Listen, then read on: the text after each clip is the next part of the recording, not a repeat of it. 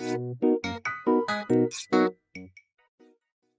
there is one thing that FromSoftware is good at, it is crafting memorable and visually striking areas for the player to explore in all of their various Soulsborne titles. From the legendary Ash Lake in Dark Souls 1, all the way to crumbling Farum Azula in Elden Ring, FromSoftware can deliver a truly memorable and striking locale for the player to explore when given the opportunity. Unfortunately, sometimes FromSoftware misses the mark, and creates an area that, while not terrible, isn't all that good either. But sometimes FromSoftware creates an area that misses the mark by such an extremely wide margin, you genuinely have to stop yourself and wonder, how in the love of fudge did they let this area into the game?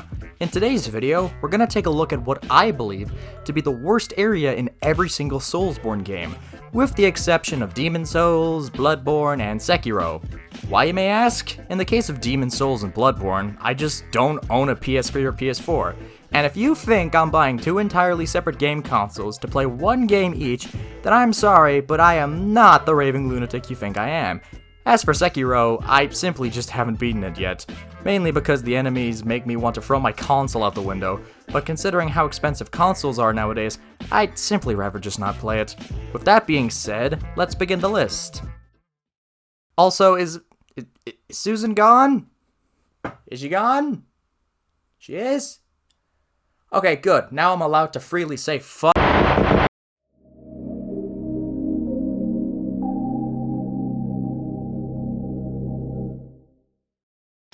You know what? Let's cut straight to the chase, because we all already know what the worst area in Dark Souls 1 is.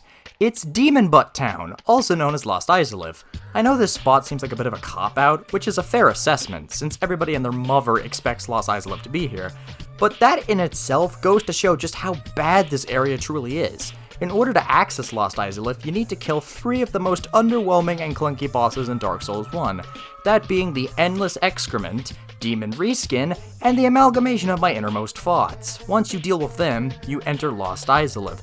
And oh boy, what a shit show this place is. The first major issue is that the only way to navigate about 70% of this godforsaken place is to equip the ring you obtained from the Spaghetti Demon, as almost the entire area is coated in lava that is so bright it feels like I'm being flashbanged by the sun. Once you run what is essentially a marathon through a literal lava sea of dragon butts and climb a very flimsy looking branch, you arrive at the non-lava portion of Lost Izalith. Once you arrive here, you're immediately greeted by an army of demonic statues. You also get to meet a new enemy type in the form of the Chaos Eaters, which are the only highlight of this entire area. And what awaits you after you navigate past all that? The Bed of Chaos, of course! Only the single worst boss that FromSoftware has ever implemented into any of their games, even including the non-Soulsborne titles. It's a platforming puzzle boss in a franchise of games that never attempted platforming until Sekiro in 2019, which I'm not even sure counts as a Souls game, but I'm throwing it in regardless, because if I don't, someone in the comments will insult me for not doing so, and I don't like insults. This entire area is such a slog to get through, as there's virtually nothing to do, and the area simply acts as a stopgap between Centipede Demon and the Bed of Chaos. Hell, the level feels downright finished in most aspects. And that's because it is. It's been well documented that Dark Souls 1 was rushed to bits near the end of its development cycle, and as a result, late game areas like Tomb of the Giants and Kiln of the First Flame were heavily overhauled to ensure the game would release on time. And unfortunately, Lost Izalith was the area most affected by this, as pretty much the entirety of the originally planned Lost Izalith level was scrapped. Now, while I do believe it's unfair to blame FromSoftware for the way this level ended up, as that's the fault of Bandai Namco, what I will blame FromSoftware for is still deciding to include this level in the game. Why not just cut out the entirety of Lost Izalith and make the Demon Ruins the main area you explore? Simple decisions like that could have easily made this area, and most of the second half of Dark Souls 1's main game, not suffer as much as it already did. But hey, sometimes game development is a pain, and there's nothing you can do about it. What could have been the coolest and most demonic level at Dark Souls 1 ended up being so bad that I wouldn't even wish for my worst enemies to end up in this place.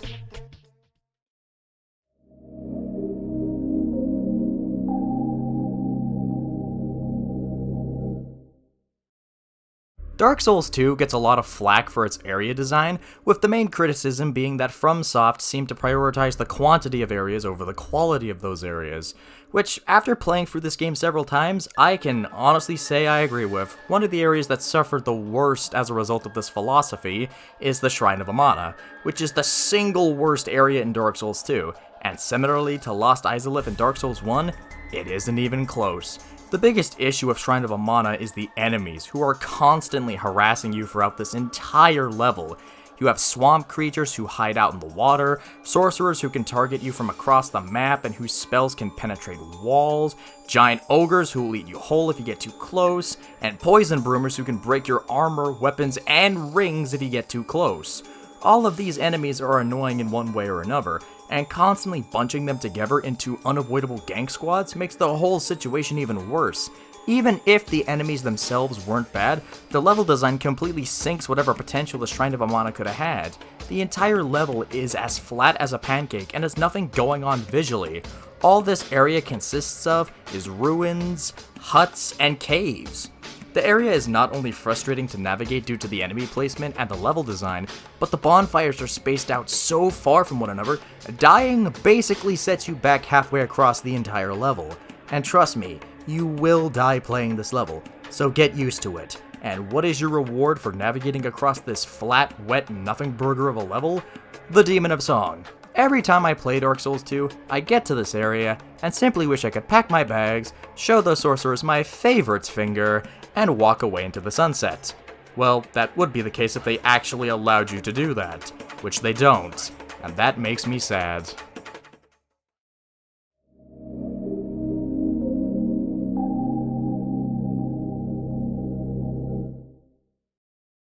If you asked me what I thought the best Dark Souls free area was, I'd say it would be Irophil of the Boreal Valley. It's an absolutely amazing area, being the Anor Londo of Dark Souls free, which is funny when you consider that Anor Londo is also in Dark Souls free. Imagine being in a lookalike contest where you have to dress up as yourself and you somehow lose. At that point, I'd just throw myself into the abyss and be done with it all. But despite how much I love Irophil, it hides a terrible secret. A secret so terrible that it deserves to be taken out back and shot before I can show you what it is. Should you venture deep into the deeper depths of Irophil, you'll discover the infamous Irophil Dungeons, a place so bad the staff there are capable of killing you by just staring at you. Ah yes, the infamous Irophil Jailers, enemies that are so annoying that they make me wish Hidetaka Miyazaki had never been born. These dirty dish rag looking delinquents get off by demolishing your health bar by simply dazing off in your general direction. Oh, and when I say your health bar, I don't mean your current HP. I mean the bar itself. That's right, these washed up looking bums with fire pokers for weapons and literal dung pies for brains are somehow capable of reducing your maximum health bar by just staring at you. And what's even worse is that you can't even close the distance on them, as if you get too close, they'll thwack you with the poker, like a Christian mom does to their child when they come out as an atheist, which not only hurts like the devil, but forces you into a heavy load, meaning you can't even outrun them. Could you imagine if enemies that could decrease your health, like the Godskin duo or Malekith, could decrease your maximum health bar by just staring at you? If they could do that, everyone would throw their copies of Elden Ring into the sea, and I for one wouldn't blame them. As if the jailers weren't bad enough, you also have hollows that hide out in the jail cells, and when you try to walk past, they'll jump out at you like seasonal depression and push you off the ledge into, you guessed it, more jailers. And it doesn't matter where you run either, as these jailers will chase you to what feels like the ends of the earth as they attempt to shred your health bar into pieces, all while you're being forced to brick it like a New Yorker with no minutes left to spare. This whole area would be the worst area in Soulsborne if it weren't for the fact that this area is the only way you can reach Archdragon Peak, arguably one of the best areas in the game. So for that, I give Irophil Dungeon a grade of a D-. It was originally going to get an F, but hey, that one thing gives it a slight improvement.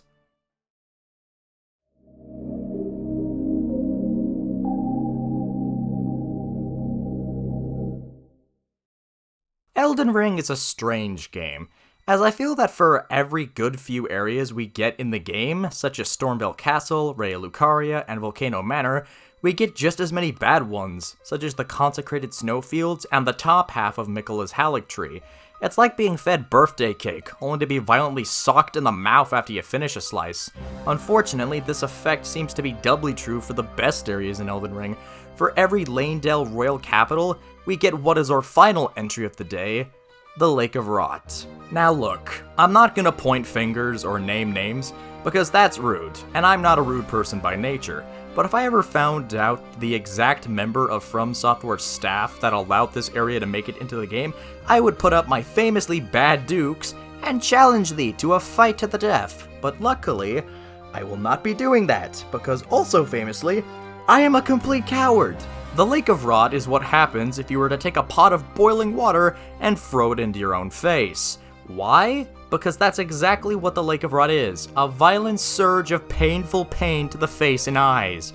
You arrive down here, and your first thought is, fuck this shit, I'm out, which is the smart thing to do. Because if you decide to navigate this place, you'll quickly discover how large yet barren it is. This area is exactly what it says on the tin. It's a giant lake filled with scarlet rot that will most definitely kill you until you're dead. That is, unless you remember to bring boluses with you to negate the effect. And if you didn't, well, too bad, so sad. The entire area is just a flat plain, filled with nothing but pain, sorrow, and also basilisks. Because at this point, why not? Even once you get across the lake, you're immediately forced to do battle with kindred pests, who aren't exactly everyone's favorite enemy to fight. What makes this area even worse is that you can't avoid it if you want to complete Ronnie's questline. Completing Ronnie's questline requires you to make your way to the Moonlight Altar, which is only accessible after killing Estelle, who is also only accessible to fight once you navigate the Lake of Rot. So like it or lump it, you have to go through this area at some point. If this area was solely optional and had no questlines attached to it, it'd be fine. Sure, it'd be horrible, but at least you'd have literally no reason to go there.